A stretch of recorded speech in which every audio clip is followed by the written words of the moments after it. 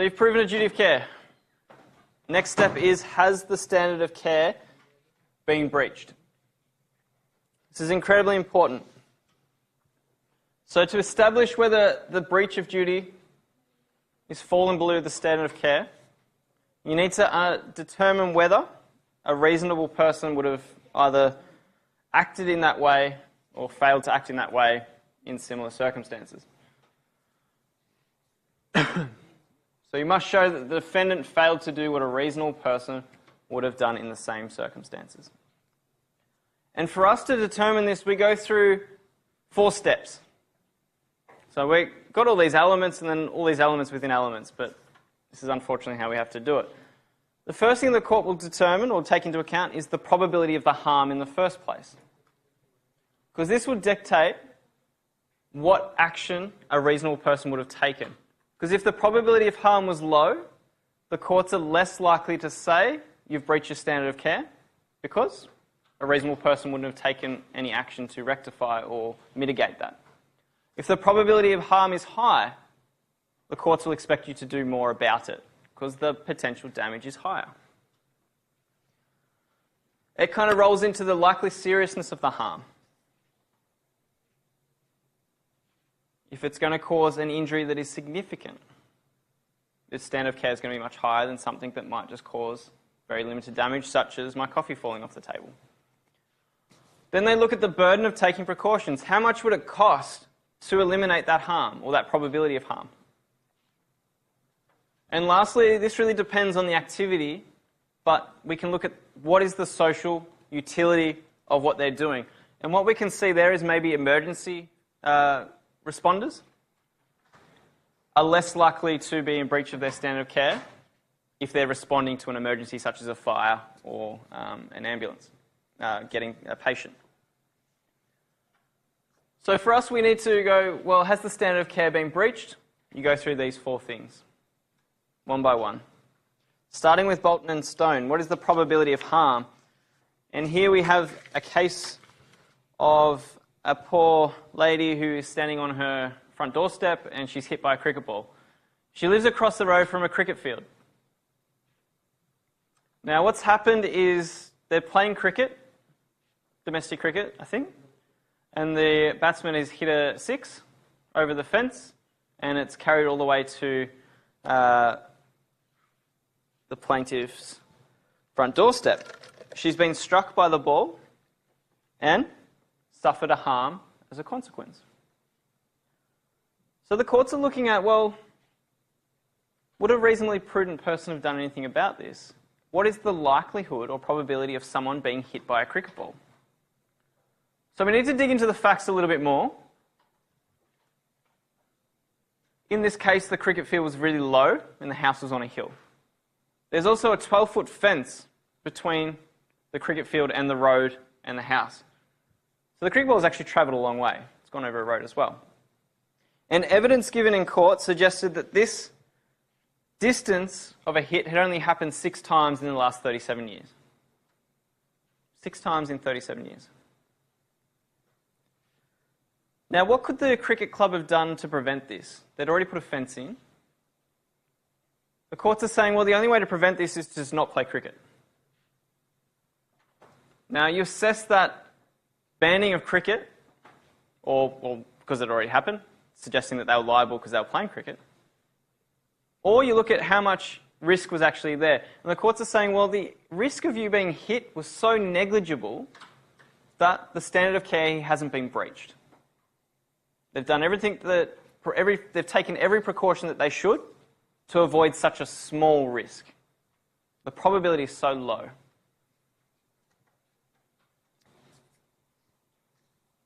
So duty of care was not breached in those circumstances.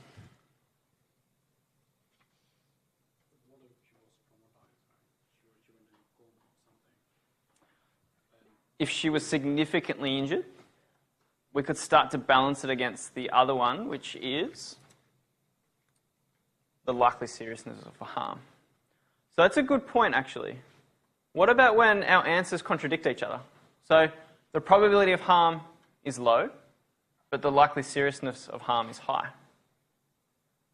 What we do in these situations is you go through each element, you say yes, no, or you're in the middle, or how you want to deal with it, but then you balance it all together.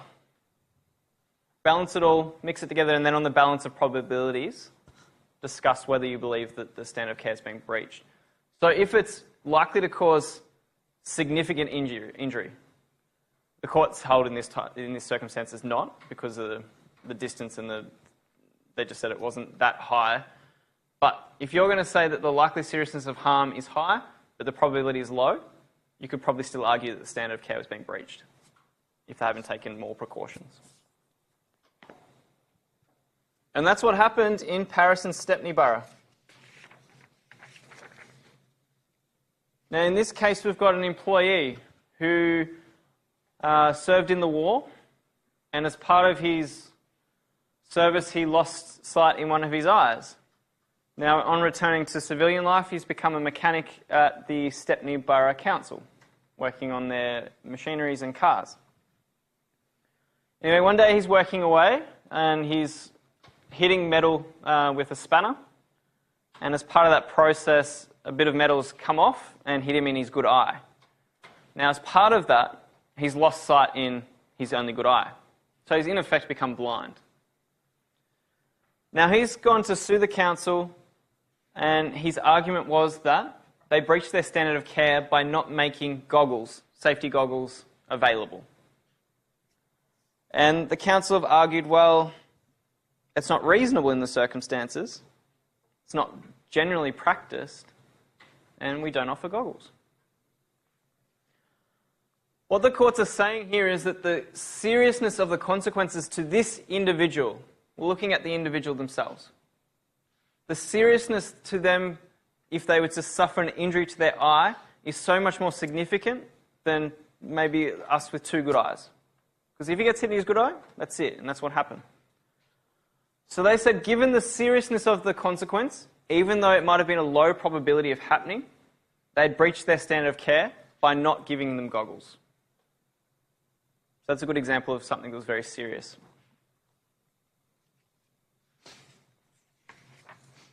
Now, I don't know why the slides aren't there, but we'll go back to Latimer and AEC, and then Watt and Hertfordshire County. So Latimer, the burden of taking precautions. If it costs a lot, the courts are more likely to say that you haven't breached your standard of care. If it's cheap to fix, such as putting a sign up or implementing a process to walk around the shop at certain intervals to check that everything's safe, your standard of care is likely to be breached if you don't do it. So in Latimer and AEC, we've got a factory that's been flooded. And instead of closing the factory, they decided to put sawdust down. And that's designed to soak up the water and make the floor less slippery. Anyway, this individual, Latimer, has slipped on this floor, even notwithstanding that the sawdust is down, and have been injured. And they've gone to sue. And the court held in this circumstance actually that the burden of taking precautions was high. They said that the burden here would actually mean closing down the whole factory, and the cost associated with that was not reasonable in the circumstances. So even though he fell over, now, notwithstanding employment law, I'm sure if you did this now in the Australian context, you would not be as successful at defending that. But here they said the burden of taking precautions was really high. Let's say that you've got a toilet block that's flooded. The burden of taking precautions of closing that is likely to be low. So someone who leaves that toilet block open for people to go into and then they slip, it's probably in those circumstances a breach of their standard of care. At least put a sign up.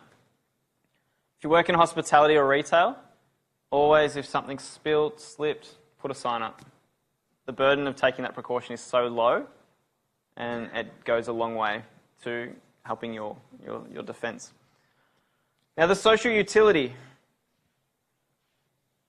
If the social utility of the defendant's activity is high, they're less likely to have breached their standard of care.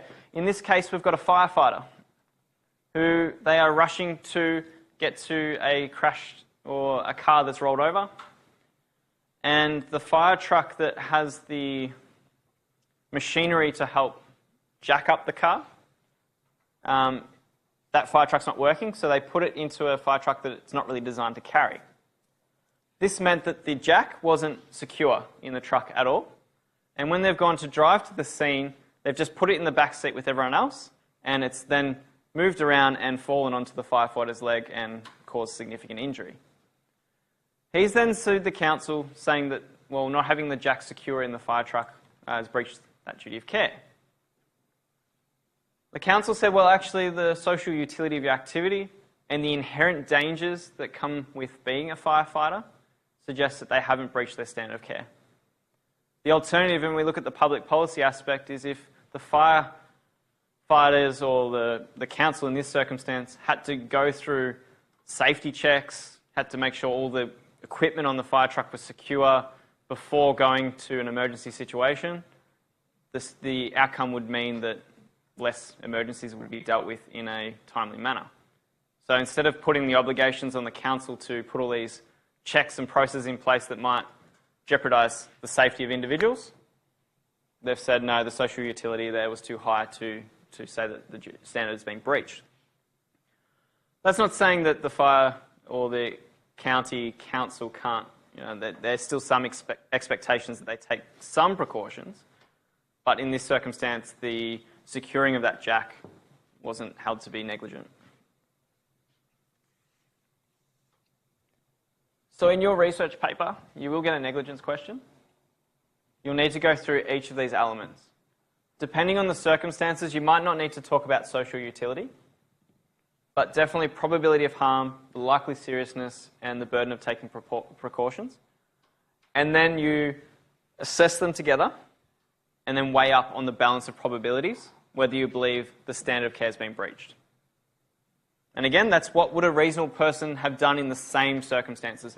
Would they have acted in such a way? Would they have done more? Would they have done less?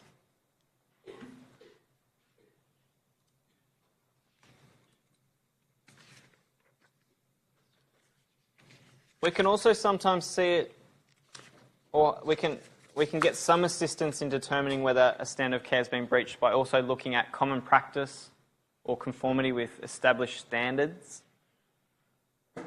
So accounting standards are an example of something that you may follow in the future.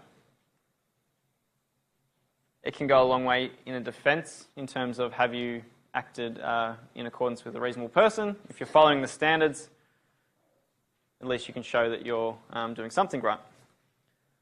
But it may not always be good enough to be a defence, so be careful with how you apply this one. And the case that we've got here is Mercer and the Commissioner for Road Transport and Tramways. And here we've got a tram driver who has passed out at the driving station, I guess you can call it, or it's not a cockpit, what is the train? Anyway, they were driving the tram, and they've suffered from a heart attack, I believe, and passed out. Because of this, the tram keeps continuing to drive, and it crashes into another tram. Now, Mercer was injured on the impact, and they've come back and argued that, well, most other trams in other countries have what we call a dead man switch. Does anyone know what a dead man switch might be?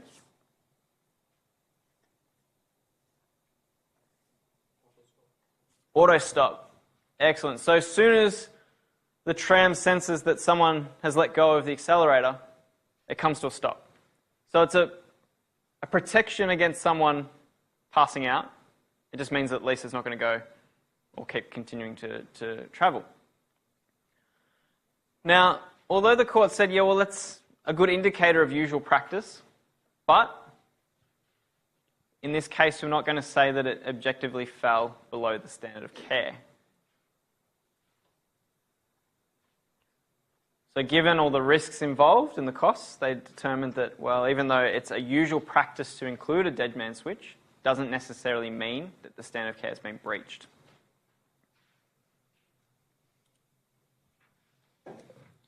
So we've got some statutory overlay.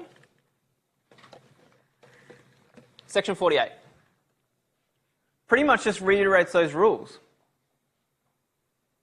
So a person is negligent in failing to take precautions against a risk of harm unless the risk was foreseeable. So someone knew or ought to have known could have occurred. The risk was not insignificant. Probability of harm. And in the circumstances, a reasonable person in that person's position would have taken those precautions. That's what I mean by putting out the wet floor sign when you're in your shop and you notice that there's spillage. In those circumstances, a reasonable person in that person's position, knowing that there's water there, would put a sign up because that precaution is so easy to carry out. And then in determining whether a reasonable person would have taken those precautions, we look at the probability of harm, the likely seriousness, the burden of taking precautions, and the social utility.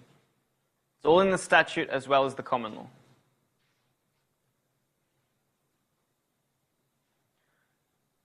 And that gives us a bit of help in terms of determining what insignificant means.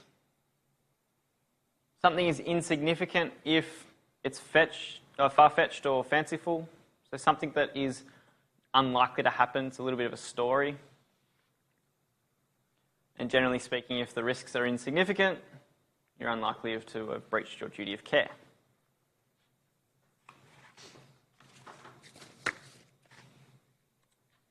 So that was step 2. 1, do we owe a duty of care? Yes or no? 2, generally not. Have you breached your duty of care? Or the standard of care? The next thing is, did that breach, whether it was a breach of the standard of care or not, cause the other person to suffer reasonably foreseeable harm? Can you see this word reasonably foreseeable the whole time? Reasonably foreseeable just means it's arguable. Lawyers love it. The word reasonable. If we want flexibility in our contract, we'll write the word reasonable. What does reasonable even mean? We can have arguments for days over what reasonable means. So this is kind of, I guess, a hint for you guys in terms of when you apply negligence, you just make an argument. So has it caused the harm? Has to be foreseeable harm. When it's an injury, we can see physical proximity being something that is quickly and easily identifiable, such as the person being hit by a cricket ball. It's really easy to see that the cricket ball has caused the harm, or the shot. We do have some help in terms of the but-for test, because sometimes there can be things that happen in between that cause someone to suffer harm. And we use the case of Yates and Jones to understand this, which I think I'm racing ahead. I'll explain what Yates and Jones is, but it's an example of someone being injured, and then as a consequence of that injury, they've developed a drug addiction to manage the pain, and then they've tried to sue for that drug addiction. So, but for them being injured in the first place, they would never have developed this drug addiction. So the argument there is, well, the breach caused the harm. Now, we need to use some common sense there, though. But generally speaking, if the breach causes the harm, this step 3 will be satisfied. Rogers and Whittaker, we've got an ophthalmologist who is an eye surgeon operating on Mrs. Whittaker's eye. Now, one of our eye is already blinded. So the likely seriousness of the harm is already high. And her other eye is a little bit disfigured, so the ophthalmologist says, I'll do a surgery on it. I'll fix it. You might not necessarily get your eyesight, because her other eye was still a little bit bad with eyesight as well. You won't always get all your eyesight back, but it will look better. Anyway, he's done the surgery, and then her good eyes become infected. And then with the eyes, you've got to be really careful of sympathetic infections. So you get an infection in one eye, it can travel to the other eye very, very easily. And what's happened here is she's had surgery, on her bad eye, and then it spread to her one good eye. And that caused her to lose sight. So she sued the doctor, saying that his surgery on that good eye has caused her, that bad eye, has caused her to lose sight in her good eye. you can see automatically that negligence has caused the injury. But what was he negligent for here? Was not giving her notice that this injury could happen. Now, whenever you go to a medical practitioner, how many disclaimers do you have to sign? You disclaim everything. You could die on the operating theatre. They literally write that in the disclaimer. So Rogers and Whittaker gives us that underpinning of why medical negligence is so driven by disclaimers now, because you have to disclaim. Anyway, I've digressed.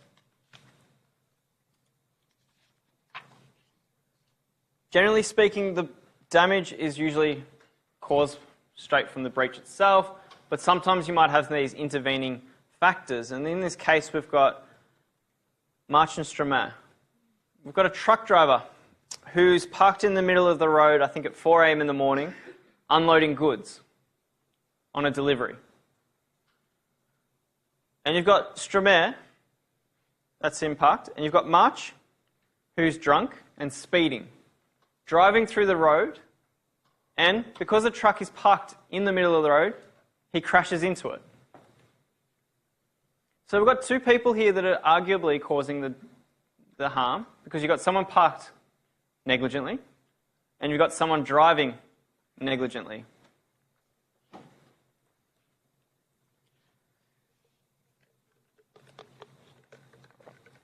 So the courts are saying, well, who's actually caused the harm here? The defendant's saying, well, the person driving the car has. They're drunk and they're speeding.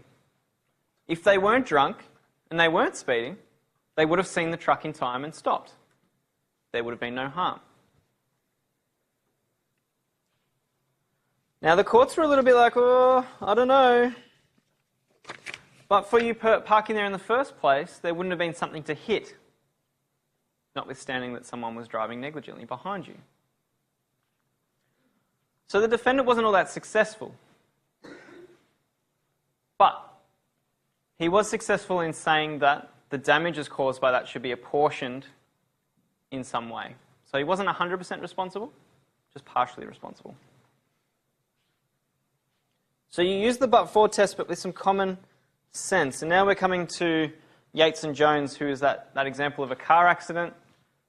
The patient has then gone to hospital, and to manage her pain, her friend has given her heroin, which is a very addictive and very addictive drug, very hardcore drug. Because she's accepted that heroin, she's become addicted to it and developed a drug addiction that's cost her money to fix. And I don't think it's that easy to fix. And they're arguing but for the car accident.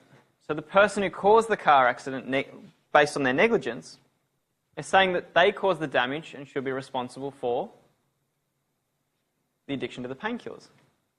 The painkillers are in response to the car accident. But again, the courts are saying, apply this with common sense. There is enough of a break in the causal chain between the event that has caused the damage and the eventual harm that is now being presented. There was an intervening event in that her friend gave her heroin. So you don't always have to... It's a little bit at odds with the truck driver and the car, but if you can establish that there's a sufficient detachment from the event to the injury or the harm that is presented, you can say that it's not reasonably foreseeable that that breach would cause that harm. So to put it in I guess an easier way, it wasn't reasonably foreseeable that the car accident would cause a drug addiction. Not reasonably foreseeable.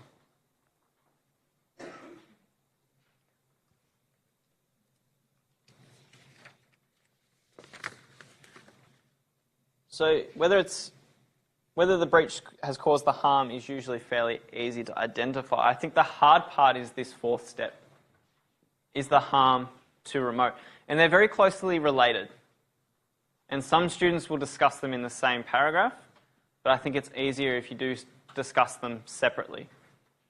So has the breach caused the harm? And then is the harm to remote from that breach? Now here we've got the wagon mound case, which is our test for causation and remoteness, and the fact that the damage inflicted cannot be too remote. Now in wagon mound we've got two docks that are separated by a little bit of a distance.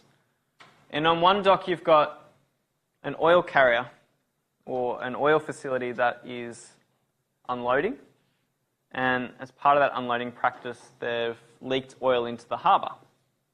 And this this oil has travelled over to this other dock that the wagon mound was docked at or parked at.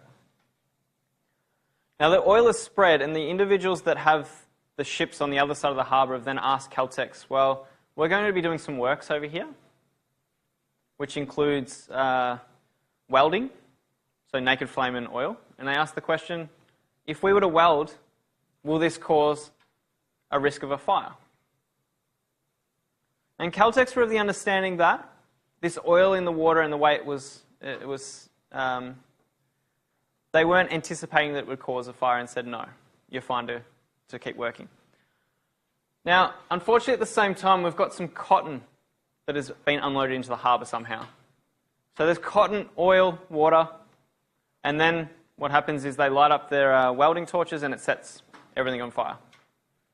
And as part of that, the boat catches fire and is damaged.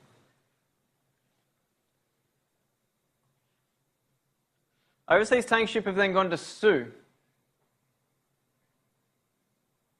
saying, well, you owed us a duty of care. That duty of care was breached. But was the damage that was caused reasonably foreseeable? Now, the parties in the instance didn't believe that it was something that could occur. And I think that also falls on the understanding that there was no cotton waste in the water at that time. But there was. So this one's a hard one for me to comprehend as well, but they're saying that it was not reasonably foreseeable that the oil spill would cause a fire that would cause that damage. There was a lot of things that happened in between that suggest that it was too remote from the original act itself, which was the leaking of oil into the harbour in the first place. So if something is not reasonably foreseeable, it won't be, if the harm is not reasonably foreseeable, you won't be able to prove negligence.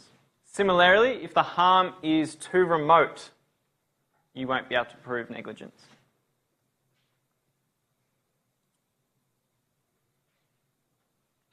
So you can think about this in two ways.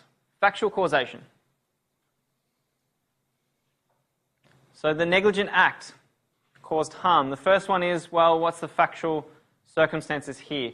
Have they struck the person with a car? You can straight away see that if they've broken their leg, that factual causation is proven. The breach, driving negligently, caused that individual to suffer that harm. But then you also need to look at the scope. In that exact example, you can say that it's not too remote because there's such proximity between the event and the injury. However, if they've hit that person, they've hurt their leg, and then that person has gone home and developed all sorts of addictions, one, you don't really have factual causation because the addiction is, there's a break in the causal chain. But two, you probably argue that's too remote. You can see how they're closely related, but we deal with them separately.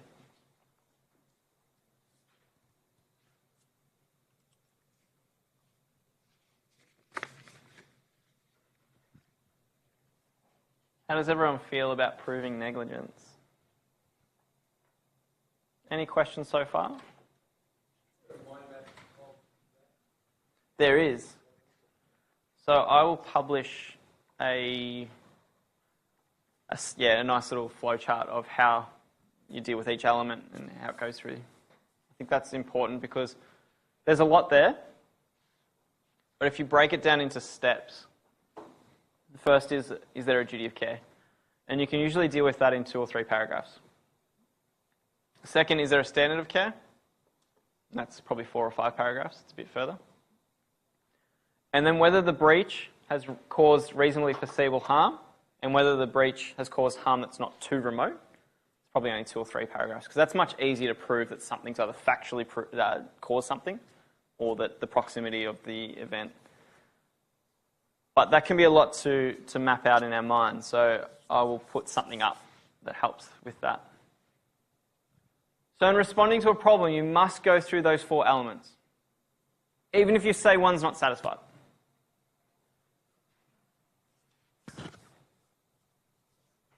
And then once you have proven those elements, you need to talk about whether there's any defences.